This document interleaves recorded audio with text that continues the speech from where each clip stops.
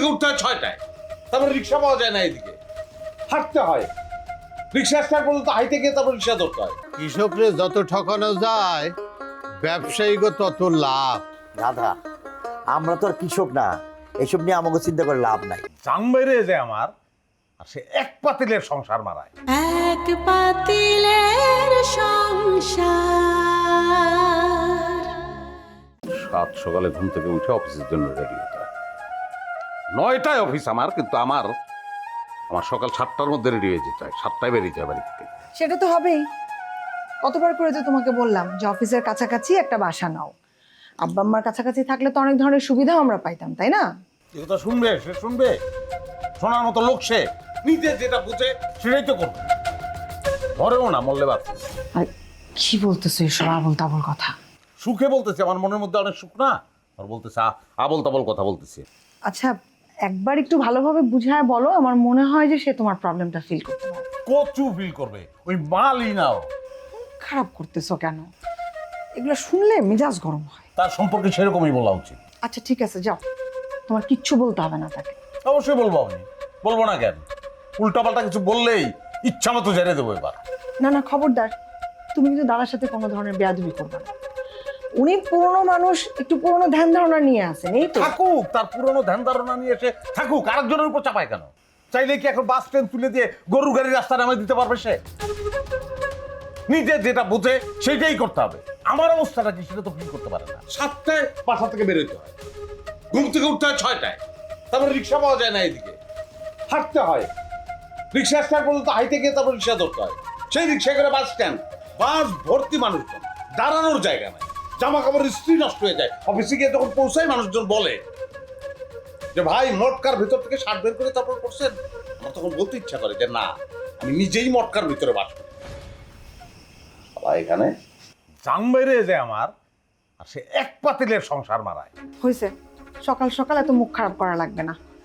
তুমি যাও এখন অফিসে যাও, মাথা ঠান্ডা করে অফিসে যাও। শোনো, দাদার সাথে কোনো তর্কাতর্কি দরকার নাই, বেয়াদবিরও দরকার নাই। উনি যদি মেনে নেয় তো ভালো, না মানলে নাই। আমার সঙ্গে উল্টাপাল্টা কোনো ধরনের কথা যদি সে বলে, ইচ্ছা মতো কথা শুনে দেবো।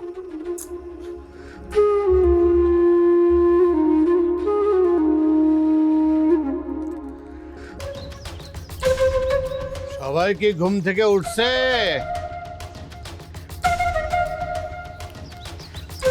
এই যে তোমার চা। এই দাদা যান, এত চিল্লাও কি লিগা? হ্যাঁ, তোমার না হয় কোনো কাজ নাই, সকাল সকাল উঠা বসে থাকো।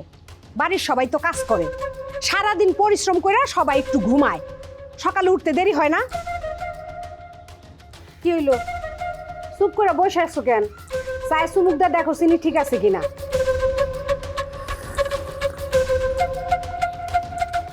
চায়ে চিনি বেশি হয়েছে।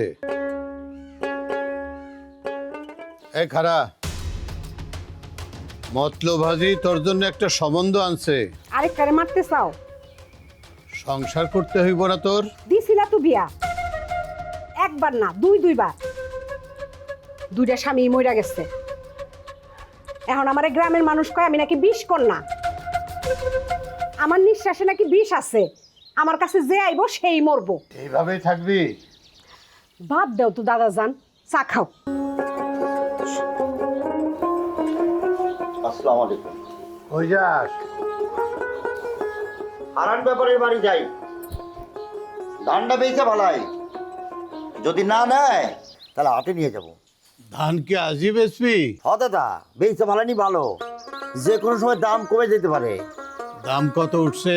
1400 টাকা মন, এর চেয়ে বেশি আর উঠবো না দাদা। কৃষকরে যত ঠকানো যায় ব্যবসায়ীকে তত লাভ। দাদা আমরা তো আর কৃষক না, এসব নিয়ে আমাকে চিন্তা করে লাভ নাই।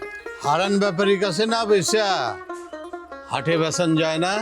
সেইটা যায় দাদা, কিন্তু সমস্যা হলে কি ওই টেরা ভাড়া লাগবো। সব কিছু মিলাই হিসাব করলে দেখবা যে দাম আরো কমই পাওয়া যাইব।